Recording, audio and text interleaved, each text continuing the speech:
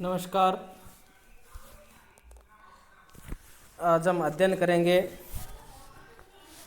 BA second year राजनीति विज्ञान paper second, topic Bharat का राष्ट्रपति। इसमें इसकी सामान्य जानकारी और चुनाव का अध्ययन करेंगे। क्योंकि जैसा आप जानते हैं, भारत में संसदीय व्यवस्था है। इसमें कार्यपालिका को दो भागों में बांटा जाता है, नाम मात्र की व वास्तविक। नाम मात्र की कार्यपालिका राष्ट्रपति होती है, औपचारिक होता है। यह राज्य प्रमुख, संवैधानिक प्रधान, प्रथम नागरिक व संविधान संरक्षक होता है। इसे राष्ट्राध्यक्ष कह सकते हैं और प्रधानमंत्री को शासनाध्यक्ष। इसका वर्णन संविधान के भाग 5 अनुच्छेद 52 से 62 में किया गया है। अनुच्छेद 52 के अनुसार भारत का एक राष्ट्रपति होगा। अनुच्छेद 53 राष्ट्रपति में कार्यपालिका शक्ति होगी। वह इसका प्रयोग स्वयं या मंत्रिपरिषद की सलाह से करेगा। यानी कार्यपालिका शक्ति राष्ट्रपति में होगी, वह स्वयं या मंत्रिपरिषद की सलाह से करेगा। कार्यपालिका यानी जो भी कार्य लागू किए जाते हैं उनको कार्यपालिका द्वारा किया जाता है। जैसे सरकार के 3 अंग होते हैं, व्यवस्थापिका, कार्यपालिका और न्यायपालिका। व्यवस्थापिका कानून बनाती है, कार्यपालिका लागू करती है और न्यायपालिका इसके आधार पर न्याय करती है। राष्ट्रपति पद की योग्यता ये अनुच्छेद 58 में है। वह भारत का नागरिक हो, यानी सबसे पहली बात है वो भारत का नागरिक होना चाहिए। चाहे जनजात हो सकता है या उसने प्राप्त की हो, अर्न की हो, तब भी नागरिक होना चाहिए। जैसे अमेरिका में होता है कि वो अमेरिका का जन्मजात नागरिक होना चाहिए। भारत में ऐसा नहीं है। वो प्राप्त विदेश से आकर भारत में प्राप्त भी कर सकता है नागरिकता। उस नागरिकता को प्राप्त करने के अलग तरीके हैं। वह 35 वर्ष आयु पूरी कर चुका हो, यानी न्यूनतम आयु जो है वो 35 हो, अधिकतम की सीमा नहीं है। वह लोकसभा सदस्य निर्वाचित होने की योग्यता रखता हो, यानी जो लोकसभा सदस्य है एमपी के लिए है, वो योग्यता इनके ऊपर भी लागू है। वह लाभ के पद पर न हो, सामान्यतः सरकारी कर्मचारी टाइप का नहीं हो। उपराष्ट्रपति, मंत्री ये लाभ का पद नहीं है। कार्यकाल कितना उसका अनुच्छेद 56 के अनुसार 5 वर्ष है। पद ग्रहण से 5 वर्ष। अनुच्छेद 57 के अनुसार पुनर्निर्वाचन के लिए भी पात्र है। पद रिक्त रहने पर 6 महीने में भरने का प्रावधान है। 5 वर्ष है पद। प्रधानमंत्री कार्यकाल निश्चित नहीं है,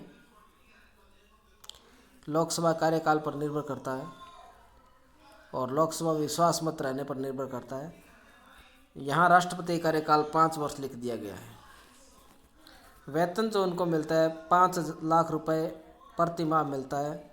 अन्य भत्ते हैं, निवास राष्ट्रपति भवन है, निःशुल्क है। पेंशन जो मिलती है वो वेतन की आधी मिलती है। शपथ जो लेता है अनुच्छेद 60 के अनुसार सर्वोच्च न्यायालय का मुख्य न्यायाधीश शपथ दिलाता है। संविधान व विधि के संरक्षण व प्रतिरक्षण की शपथ दिलाता है। राष्ट्रपति का चुनाव से संबंधित जो प्रावधान है अनुच्छेद 54, 55 तथा राष्ट्रपति व उपराष्ट्रपति निर्वाचन अधिनियम 1952 में है। इन्हें 1974 में संशोधित किया गया था। ये चुनाव अप्रत्यक्ष होता है, यानी जनता सीधे चुनाव नहीं करती, जनता अपने प्रतिनिधियों का चुनाव करती है, जैसे एमपी का, एमएलए का। और ये एमपी एमएलए मिलकर राष्ट्रपति का चुनाव करते हैं। इसमें एक निर्वाचक मंडल होता है। राष्ट्रपति का चुनाव निर्वाचक मंडल करता है। इसमें संसद के दोनों सदनों के निर्वाचित सदस्य होते हैं, यानी मनोनीत सदस्य इसके अंदर शामिल नहीं है। लोकसभा में 543 सदस्य होते हैं चूँकि पहले 2 एंग्लो इंडियन मनोनीत किए जाते थे, अब वो नहीं है, तो वो बात लागू नहीं है, मनोनीत होते नहीं है। 104वां संविधान संशोधन कर दिया गया और राज्यसभा में 233 सदस्य निर्वाचित होते हैं। राज्य विधानसभाओं तथा 17वें संविधान संशोधन द्वारा दिल्ली व पुडुचेरी, पुराना नाम पांडिचेरी, पुडुचेरी विधानसभाओं के निर्वाचित सदस्य शामिल, यानी निर्वाचित सदस्य शामिल होते हैं, मनोनीत नहीं। प्रस्तावक और अनुमोदक, यानी फॉर्म भरने के लिए राष्ट्रपति जो गंभीर प्रत्याशी हैं वही फॉर्म भरे। पहले मीडिया में आने के लिए, चर्चा में आने के लिए बहुत सारे लोगों ने ऐसे ही फॉर्म भर देते थे। बाद में इसमें संशोधन किया गया और इसके लिए 50 प्रस्तावक, यानी MP या MLA 50 प्रस्तावक होने चाहिए, उनके हस्ताक्षर होने चाहिए और 50 ही अनुमोदक होना चाहिए। यानी कम से कम 50 MP या MLA निर्वाचक मंडल के हैं और 50 ही अनुमोदक, यानी 100 का उनको समर्थन होना चाहिए। ये कार्य सामान्यतः फिर वही करेगा जो गंभीर प्रत्याशी होगा। इनकी जमानत राशि भी जमा करवाई जाती है। 1/6% से कम मत मिलने पर जमानत राशि जब्त हो जाती है। एकल संक्रमणीय मत प्रणाली, ये चुनाव की पद्धति का नाम है।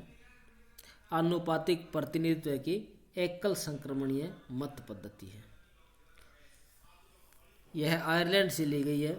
चुनाव गुप्त मत पत्र द्वारा होता है। मत पत्र होता है, उसमें इलेक्ट्रॉनिक वोटिंग मशीन नहीं होती और उम्मीदवार के लिए न्यूनतम कोटा प्राप्त करना आवश्यक होता है। एक उसमें न्यूनतम कोटा होता है, इतने वोट मिलने चाहिए उनको। न्यूनतम कोटा के तहत दिए गए कुल वैध मतों की संख्या, कुल वैध मतों की संख्या, वैध मत कितने हो सकते हैं, जितने भी, और निर्वाचित होने वाले प्रतिनिधि +1 और उसमें +1 जोड़ देते हैं। जैसे इसमें उदाहरण से समझाया गया, अगर वैध मतों की संख्या 100 है तो बटे में 1 + 1 नीचे 2 आएगा और +1 आगे कर देंगे, तो 100 मत है तो 51 मत उसको मिलने चाहिए।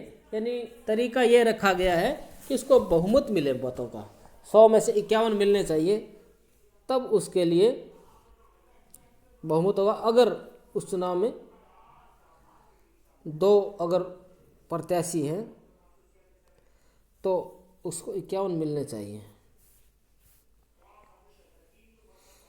मतदान व मतगणना, यानी इसमें एक व्यक्ति का वोट को एक नहीं गिना जाता, मतों का मूल्य निकाला जाता है, वो मूल्य ज़्यादा होता है। इस पद्धति में मतदाता अपने मत पसंद या वरीयता के रूप में व्यक्त करता है। जैसे नाम छपे हुए 4 उम्मीदवार हैं तो चारों के सामने सामान्यतः मतपत्र में एक मोहर लगाते हैं, किसी को पसंद करते हैं। परंतु यहाँ राष्ट्रपति चुनाव में पेन द्वारा 1, 2, 3, 4 ऐसे नंबर डालेंगे, इसमें नंबर लिखेंगे। 1 नंबर पर ये पसंद है, 2 पर ये पसंद है, 3 पर ये और 4 पर ये, ऐसे हम पसंद करते हैं। मतगणना में जब गणना होगी तो पहली वरीयता की गणना कर ली जाती है। इसमें जो अगर निश्चित कोटा मिल जाता है, जो ऊपर कोटा बताया गया तरीका, तो आगे गणना नहीं की जाती, वरना दूसरी तीसरी पसंद के मतों की गणना की जाती है और इसके साथ ही मतों को ट्रांसफ़र करने की प्रक्रिया अपनाई जाती है। अगर दूसरा तरीका अगर अपनाया जाता है तो किसी को अगर पहले नंबर पर वोट मिले हैं तो वो हटा दिया जाएगा और दूसरे पर किसको मिल रहे हैं, दूसरी पसंद क्या है, उसको वोट काउंट कर दिया जाता है। इस तरह से ये तब तक चलती है जब तक निश्चित कोटा नहीं मिल जाता।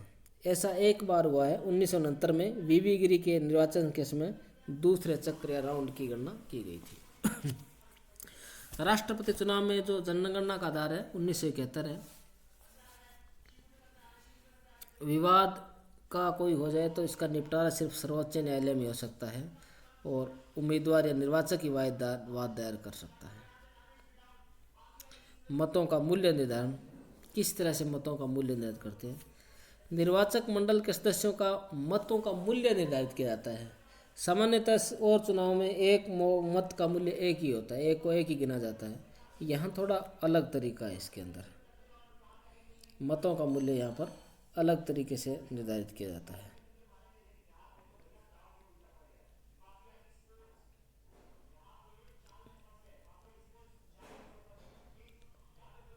मतों का जब मूल्य निर्धारित किया जाएगा, इसमें 1971 की जनसंख्या का आधार रखा गया है।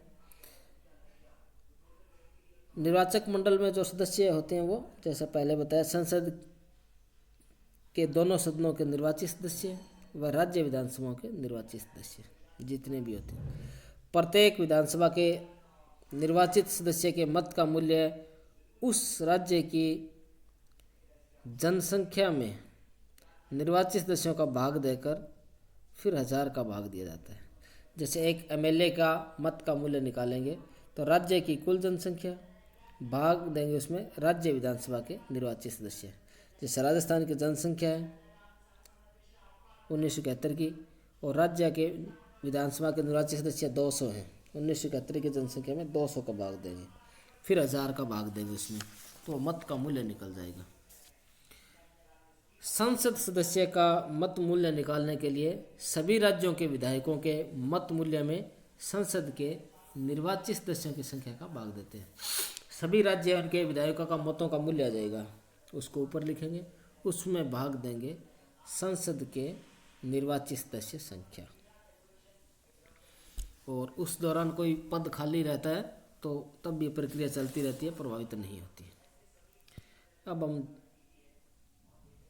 देखते हैं पदों का त्याग कैसे किया जाता है। पद का त्याग, राष्ट्रपति उपराष्ट्रपति को इस्तीफा दे सकता है, ये अमेरिका से लिया गया है।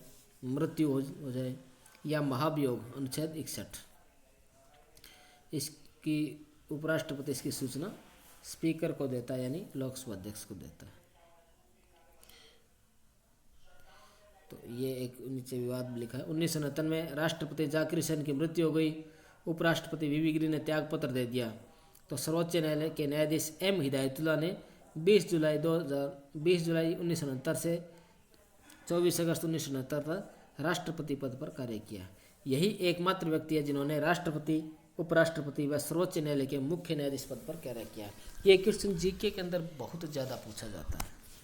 एम हिदायतुल्लाह ने सर्वोच्च न्यायालय के राष्ट्रपति, उन्होंने राष्ट्रपति, उपराष्ट्रपति और सर्वोच्च न्यायालय के न्यायाधीश पदों पर 3 जगह उन्होंने कार्य किया था। ये बड़ा इंपॉर्टेंट बात है, नीचे नोट भी लिखा है। राष्ट्रपति चुनाव में किसी कारण से देरी हो तो राष्ट्रपति 5 वर्ष बाद भी तब तक पद पर रहता है जब तक नया राष्ट्रपति पद ग्रहण न करे, पर वह कार्यवाहक राष्ट्रपति के रूप में कार्य करेगा। नोट फिर लिखा दूसरा मैंने, राष्ट्रपति जो इस्तीफा देता है,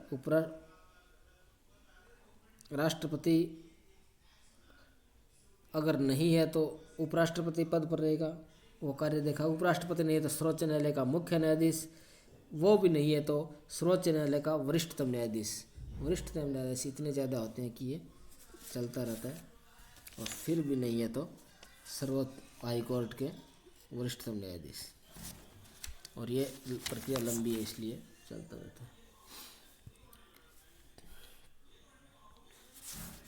इसके बाद हम देखते हैं महाभियोग प्रक्रिया है। राष्ट्रपति को पद से हटाने का जो तरीका है उसको महाभियोग कहा जाता है। इसका किस कारण से हटाया जा सकता है? कारण था संविधान का अतिक्रमण।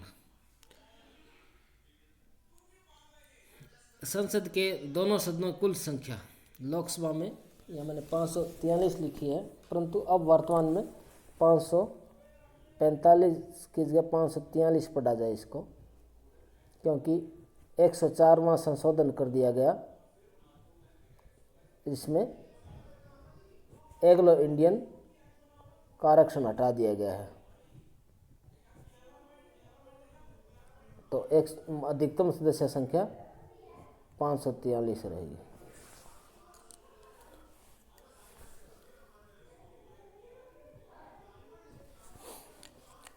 अभियोग लगाने का जो अधिकार है वो संसद के दोनों सदनों को प्राप्त है।